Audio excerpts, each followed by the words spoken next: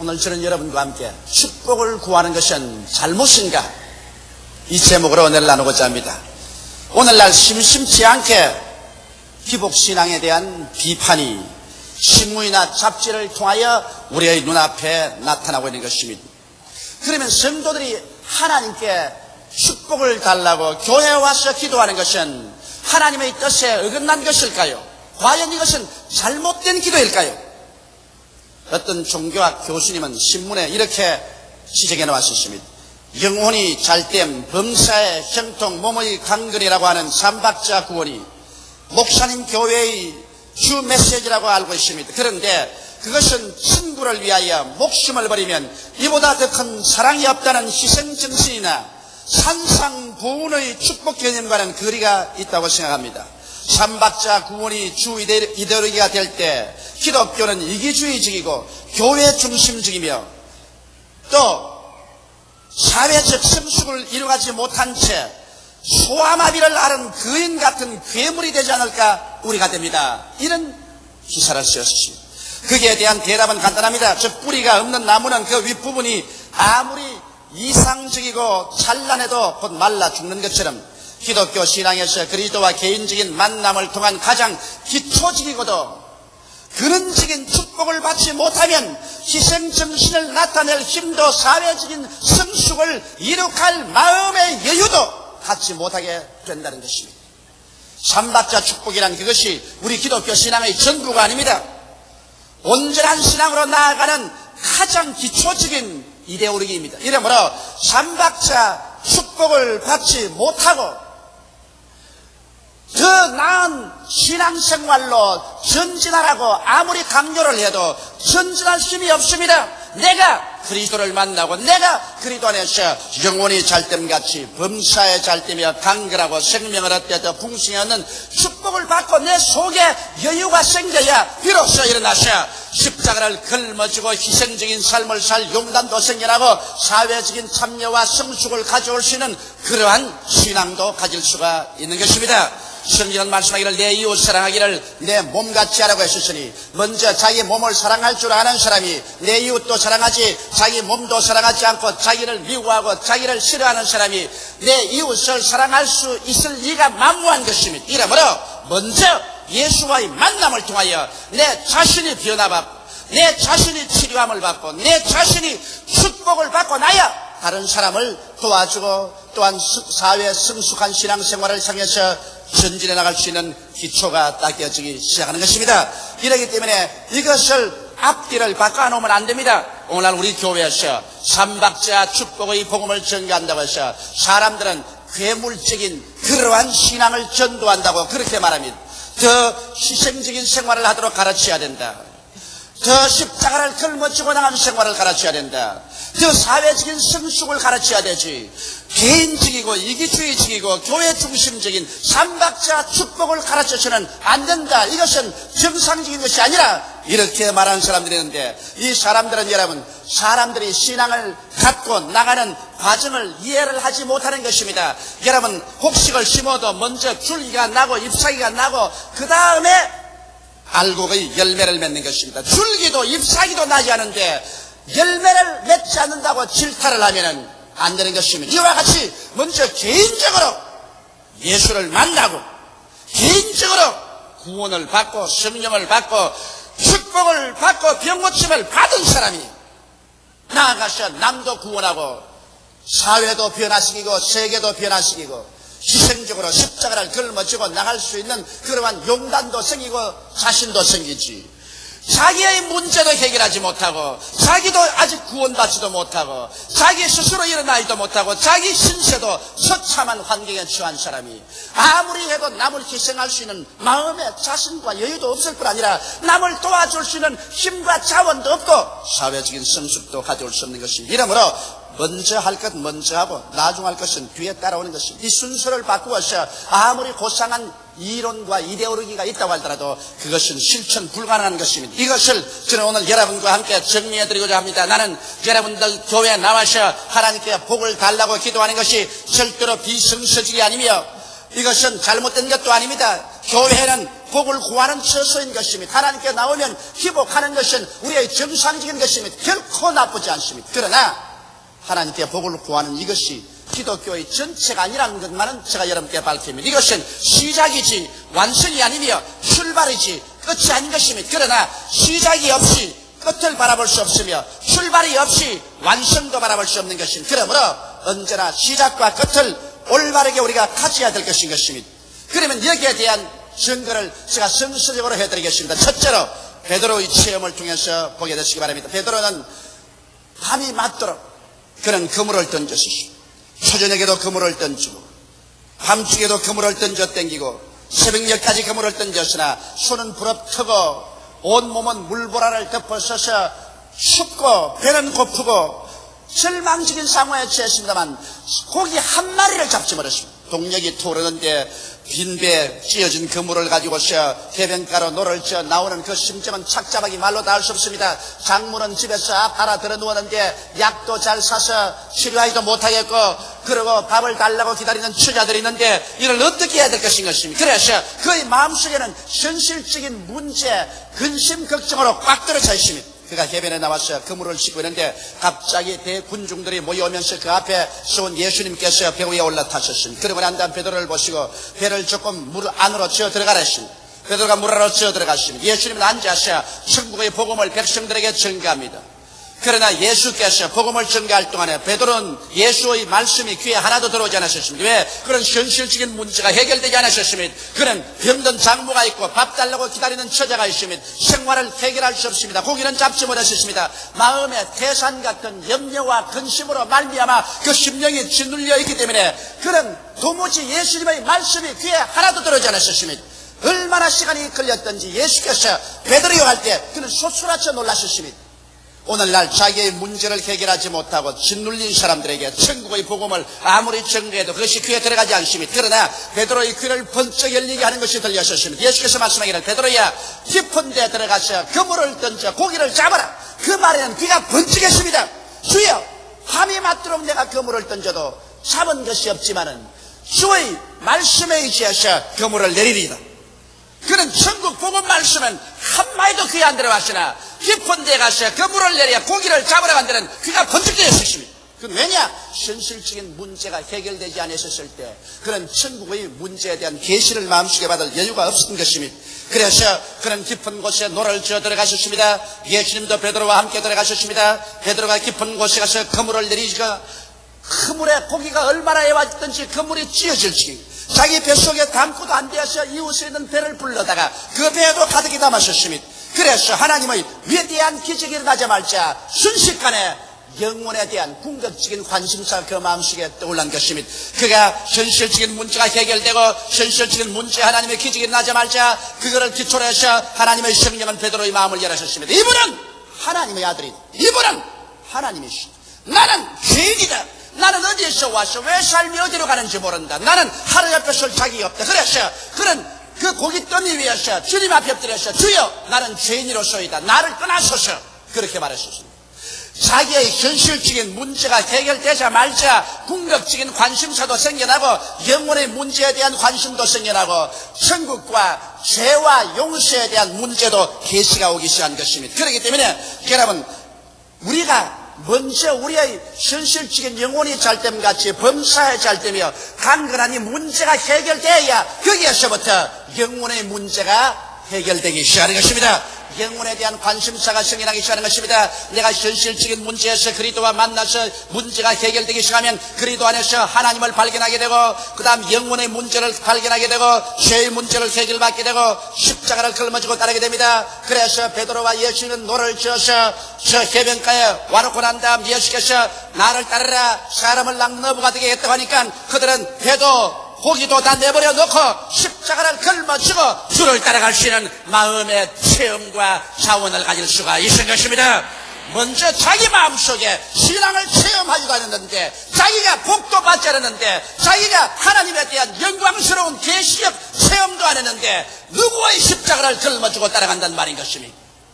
그러므로 삼각자 축복 없이 그리스도에 대한 계시와 십자가를 걸머쥐고 따라간다는 이 위대한 마음의 변화가 다가올 도리가 없는 것입니다. 그런데도 불구하고 베드로 보고서 아직까지 빈배에 씌어진 그물을 가지는데 베드로를 보고서 너는 십자가를 걸머셔라. 모든 것을 다 던져버리고 예수님을 따라가라. 사회적으로 성숙하라. 고함을 친다면 베드로는 쳐다보고 도란 사람 하지 마라. 나는 이제 처자의 문제도 해결하지 못하고 내 운명의 문제도 해결하지 못하고 빈배 가지고서 지금 절망적인데 무슨 희생을 하라. 무슨 희생을 하란 말인가. 무슨 사회적인 성숙을 하란 말인가. 그런 반발할 것입니다. 그러나 먼저 주님께서는 베드로에게 위대한 하나님의 은총을 베풀어 주어서 감당할 수 없는 예수 그리스도에 대한 계시가 그 마음속에 다가오고 있습니다. 심신이 많이 잡혀서 그런 인간으로 이런 일이 일어날 수 없는 것을 깨닫게 되자 이거는 하나님이요, 하나님이 계시면 나의 죄의 문제가 해결돼야 되고 영혼의 문제가 해결돼야 되는 계시가 그 마음속에 다가오게 하고 그 계시를 체험하고 난 다음에는 하늘에 대한 영광이 마음에 가득 찰 때 그때 이제는 십자가를 걸머져라.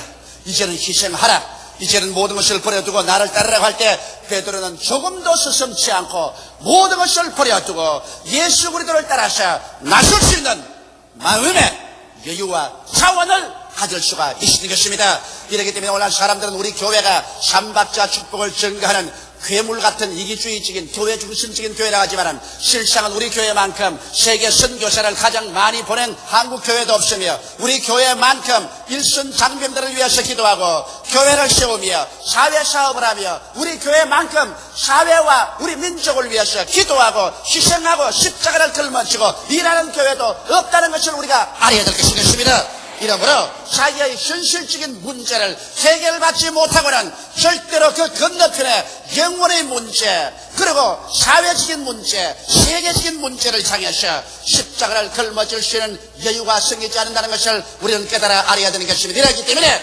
여러분 처음 할 것 처음 하고 그 다음 나중 열매를 맺을 수가 있는 것입니다. 둘째로 제가 여러분께 말하고 싶은 것은 날기 전에 먼저 키워야 한다는 것을 알아야 되는 것입니다. 날개를 펴고 공중으로 날기 전에 희생과 사회적 성숙의 날개를 활짝 펴고 위대한 신앙의 그 공중 창공을 나르기 전에 먼저 땅에서 기는 것부터 먼저 배워야 하는 것입니다. 기는 것도 못 배운 새가 나는 것부터 먼저 배우라면 어떻게 날 수 있는 것입니까? 자기 개인의 운명의 문제를 해결할 줄 아는 사람이어야 남의 문제도 해결할 수 있는 것입니다. 자기 문제도 해결하지 못하는 주제 누구의 문제를 해결하기 위해서 십자가를 걸머쥐고 사회적인 성숙이라고 부러지고 뛰어나갈 수 있다는 말인 것입니까? 여러분 공자님도 말하기를 먼저 자기 가정의 문제를 해결하고 그러고 난 다음에 시국을 하고 천하를 평안하게 한다고 했는데 자기 가정의 문제도 해결하지 못하면서 무슨 사회의 문제를 해결한다고 뛰어나갈 수 있겠습니까? 그러므로 우리는 희생적인 신앙생활과 사회적 성숙이라는 날개를 펴기 전에 먼저 자기의 문제를 해결하는 삼박자 축복을 체험해야만 하는 것입니다.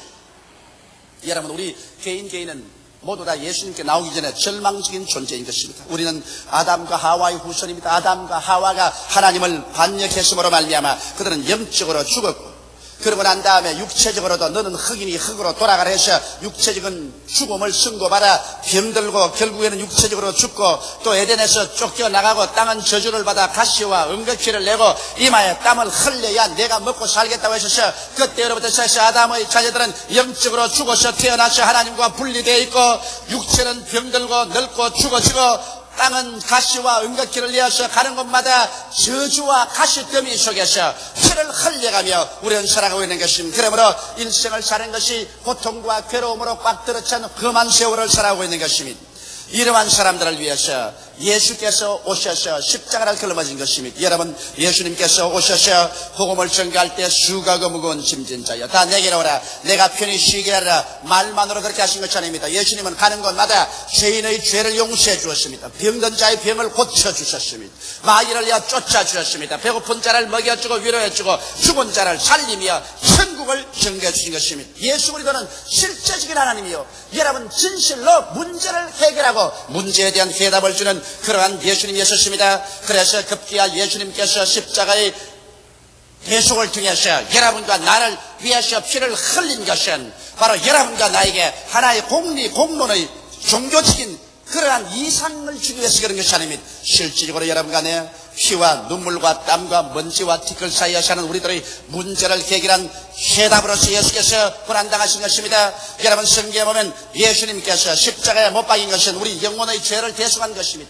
여러분과 나의 과거의 죄, 현재의 죄, 미래의 죄, 우리 조상으로부터 타고난 원죄를 예수께서 십자가에서 다 청산하셨습니다. 주님께서 제가 찔리면 우리 허물을 인함이요 제가 상하면 우리 죄악을 인함이라고 말하셨으며 여호와께서 우리 무리의 죄악을 저에게 감당시켰다고 말한 것입니다. 예수께서 십자가에서 내가 다 이루었다고 말씀하실 때 여러분과 나의 일생의 모든 죄는 청산되어 버리고 말한 것입니다. 이러므로 실제로 오늘날에 와서는 죄를 지었음에도 불구하고 못났음에도 불구하고 버림을 받아야 마땅함에도 불구하고 우리 주 예수 앞에 나와서 그 발 앞에 엎드려 그리스도를 구주로 모시드리면 그 흐르신 피가 여러분과 나의 죄를 청산하고 하나님 앞에서 용서받은 보증이 되고 예수 그리스도 안에서 의롭다함을 선물로 받게 되는 것입니다. 그뿐만 아닙니다. 주님께서 우리의 육체의 대속도 하셨습니다. 주님께서 십자가 올라가시기 전에 빌라도의 뜰에서 잡혀서 그는 형틀에 묶여서 갈기갈기 등이 찢어지고 가슴팍이 파이시도록 채찍에 맞으셨습니다. 성경은 말씀하시기를 저가 채찍에 맞음으로 너희가 나음을 입었다고 말씀하는 것입니다. 이 말씀 저 하늘이 무너지고 이 땅이 꺼져도 변할 수 없는 하나님 말씀입니다. 마태는 마태복음 8장 18절에 제가 우리 연약한 것을 친히 담당하시고 우리의 병을 짊어지고 가셨다고 말하는 것입니다. 여러분과 나의 연약을 친히 담당하시고 우리의 병을 짊어지고 가셨으면 여러분과 내가 예수 안에서 연약을 풀어제껴버리고 우리의 질병을 던져버려야 할 것이겠습니다. 예수께서 담당한 것 왜 우리가 담당해요? 예수께서 짊어지고 간 질병을 또다시 우리가 왜 짊어질 필요가 있겠습니까? 이러므로 주 예수 앞에 나와서 우리 죄를 회개하고 이러한 수고하고 무거운 질병을 모두 다 주님께 내어 맡겨버리게 되시기를 주의 이름으로 축원합니다. 그러고 난 다음 예수님께서 십자가에 높이 달린 것은 우리의 환경적인 고난에서 대속을 위해 그런 것입니다. 여러분 예수 그리스도께서 일생을 가난하게 사셨습니다. 말구유에 태어나셔서 그는 강보에 사여서 태어나 인생을 출발하셨습니다. 그 이후로부터 그가 33세 마지막 십자가에 못 박혀 돌아가실 때까지 여우도 굴이 있고 산새도 덜집이 있구만 인자는 머리 둘 곳이 없다고 하셨습니다. 그는 가난 일세고 인생을 살았었습니다. 이 동리에서 저 동리로 이 집에서 저 집으로 주님께서 걸식하다시피 하셨습니다. 왜 하나님의 아들이 저처럼 가난하게 살았을까요? 우리도 예수께서 그렇게 살았으니 그 모습을 따라야 할까요? 성경은 고린도후서 8장 9절에 말씀하기를 그리스도의 은혜를 너희가 알거니와 제가 부유하신 자로서 너희를 위하여 가난하게 되시면 그의 가난하심으로 인하여 너희로 부유케 하려 하심이라고 말씀하고 있는 것입니다. 부모가 뼈가 빠지게 가난하면서 헐벗고 굶주려 가면서 재산을 모은 것은 자손들이 그런 가난한 생활을 하지 않기 위해서 그렇게 한 것입니다.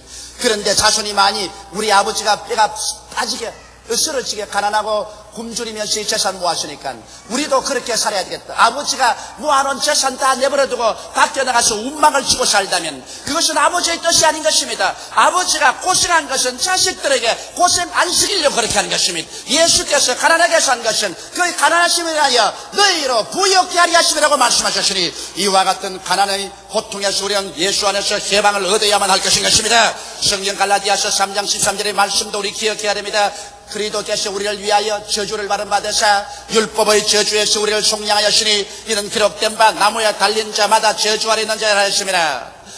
이는 그리스도 예수 안에서 아브라함의 복이 이방인에게 미치게 하고 믿음으로 말미암아 성령을 선물로 받게 하려 하심이라. 이와 같이 영혼이 잘됨 같이 범사에 순통하며 강건하게 되는 것은 우리가 예수 믿을 때 가장 기초적인 은혜인 것입니다. 이것은 가장 근원적인 은혜인 것입니다. 이 은혜도 받지 못한 사람은 아직까지 예수의 예자가 무언지 모르는 사람으로 어떻게 이런 사람이 나가서 십자가를 짊어지고 희생을 하며 사회적인 성숙을 가져올 수 있겠습니까? 이러므로 먼저 예수 그리스도와 만남으로 말미암아 가장 기초적인 이와 같은 축복을 받아들여야 되는 것입니다. 누구든지 그리스도 안에 있으면 새로운 피조물이라 이전 것은 지나가시니 보라 새 것이 되었도다. 새 것이 되고 난 다음에 성숙이 시작되는 것입니다. 셋째로 이제 온전으로 나아가는 신앙을 우리가 보십시다. 하나님의 은혜에 감격하여 이제 내가 받은 신앙을 주는 신앙으로 나갈 때 희생과 성숙이 다가오게 되는 것입니다. 우리는 여러분 지리를 통해서 보낼 때 헬몬산의 눈 녹은 물이 흘러내려와서 갈릴리 호수를 가득히 채우는 것을 봅니다. 갈릴리 호수는 헬몬산의 눈 녹은 물을 받아 명령할 것이 말씀이다. 푸른 물속에 어부들이 노래하고 생선들이 놀고 그 물을 떼면 문전 옥답이 다 아름다운 오곡백화를 물어있게 하는 것입니다. 이러므로 갈릴리 호수는 요단강을 물을 받은 바로 젖줄이요, 그리고 그 지위에 사는 사람들에게 희망인 것입니다. 이런 갈릴리 물이 다시 그가 물을 내버려서 사해로 흘러들어 버립니다.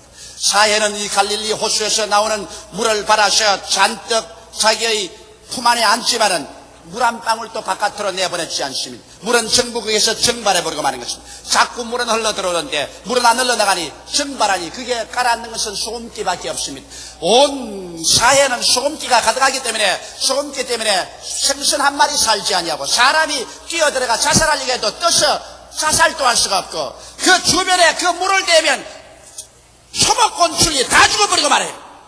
죽음의 바다인 것입니다. 왜 똑같이 요단강 물을 받아들이는데 갈릴리 호수는 그렇게 맑고 그리고 생명이 충만한데 똑같은 요단강 물에 사해 들어오면 죽음의 바다느냐? 이것은 받기만 하고 내어주지 않기 때문인 것입니다. 내마 받아서 내가 누리기만 하고 나누어 주지 않기 때문에 죽어버리고 마는 것입니다. 여기에서 우리가 성숙의 문제가 나오는 것입니다. 우리가 삼박자 축복을 받아서 하나님께 은총과 축복을 누리게 되면 이것을 내 혼자 유지 받아가지고서 내만 잘 먹고 내만 잘 입고 내만 잘 살고 나만 편안하고 나만 천당 가겠다고 하면은 그것이 죽음의 바다가 되어버리고 마는 것입니다. 기독교의 복음이라는 것은 받자 말자 내어줘야 되는 것입니다. 주라 그리하면 돌려줄 것이니 곧 후이되어 눌러 흔들어 넘치게 해서 안겨주라고 말씀하신 것입니다. 여러분과 내가 영적으로 구원을 받았으면 다른 사람에게 영적 구원을 받기 위해서 기도해주고 선교사업을 해야 될 것이요, 주님께서 우리에게 물질적인 축복을 준 것은 하나님의 사업을 위해서 물질을 드리고 가난하고 헐벗은 사람하고 나누어 가지라고 주님 주신 것이요, 주님께서 건강을 주신 것은 활달하고 건강한 몸으로 가난하고 병들고 소외되고 절망에 처한 사람들을 전도하고 위로하고 살리라고 주신 것입니다. 이래서 우리가 받은 것을 가지고서 이제 나아가 십자가를 걸머지고 남을 위해서 죽어 일할 때 우리가 받은 것은 살아나기 시작하는 것입니다. 우리는 그러므로 더 얻고 더 받게 된 것입니다. 돌려주고 후회되어 눌러 훔쳐서 넘치게 삼켜주는 것입니다. 그러나 우리가 하나님께로부터 받은 은혜를 내 자신만 누리겠다고 이것을 잔뜩 쥐고 있으면 썩어져 버리고 죽어져 버리고 나도 죽고 남도 죽게 되는 것입니다.